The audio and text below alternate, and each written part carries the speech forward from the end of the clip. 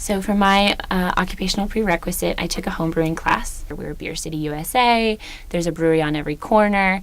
So I just was really curious kind of to learn more about what is this big industry that we have to offer and understanding it a little bit more in depth.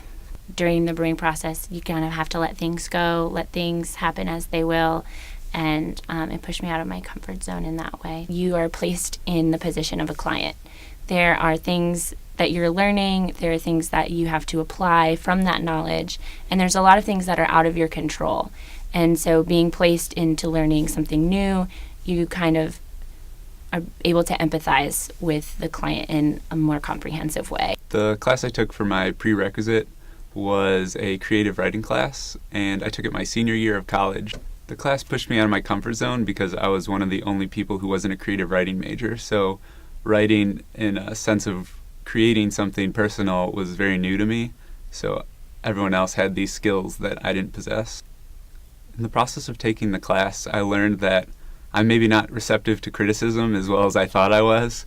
So being able to submit something very personal and having other people critique it and tell me things wrong about it was something that I had to learn how to do. I was learning something new that I wasn't familiar with, and as OTs, we're asking clients to maybe do something new or relearn a skill that they're not good at or need more practice at. Class that I took for my occupation prerequisite was a woodworking class. It seemed like something that would be really cool if I could actually figure it out and learn how to use the tools. This woodworking class really pushed me outside of my comfort zone for a lot of different reasons. The first being that I am a really small person and I'm a really small woman, where in my town, woodworking is something that I always thought of as something that a lot of older, strong men would be doing. I was really pushed to use a lot of tools that I was not comfortable using before I learned the skills that I needed to actually be able to do them safely and make the cuts that I needed. And I learned about myself that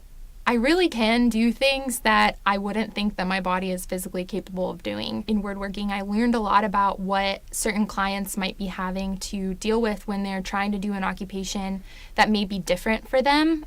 So for me, using those types of tools was a lot different for me. I had never used those types of tools before. When you're working with someone as an occupational therapist, I feel like that's something that's really important to know, that a lot of clients might be scared if you introduce a new tool to them, or if they have to learn how to do something new in a different way or something that is old in a different way. My occupational prerequisite, I took intramural soccer, and that was very new for me.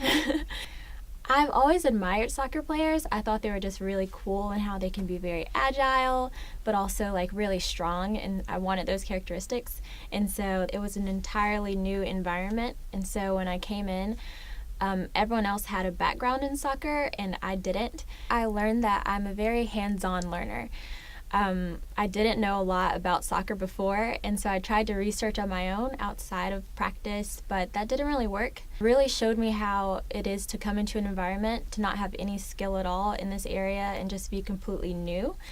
And so that's how I feel it might be for a lot of the clients I will encounter. That sort of just speaks to the whole OT process of sort of getting them along with like new skills or sort of relearning how they did things in the past, just so that they can reach their full potential. I took basket weaving at Carborough Community Center, which is right down the road from Chapel Hill. Basket weaving at Carborough Community Center pushed me out of my comfort zone by allowing me to not always know exactly what I'm doing with the process of an activity.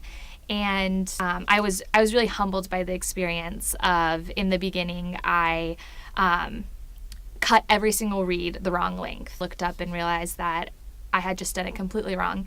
And the community and the other people that were there just very encouraging and very patient with me. I decided to try playing women's flat track roller derby. So it was not exactly a structured class, but more of a sport activity. I was in a time in my life where I really was seeking out community. I really wanted to find a group of individuals to meet and become friends with, and also sort of engage in some activity together. I was sort of looking for a sense of identity, I guess, after a big transition in my life. I think I realized that when you're an adult, there are not many circumstances where you're learning something new again, like a very novel skill. trying to learn something that was so new and so unlike anything I've ever done before in my life.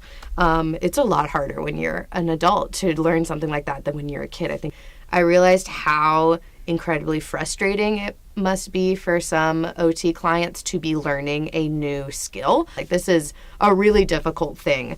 And I think verbalizing that and supporting your client through that would make the process a lot better.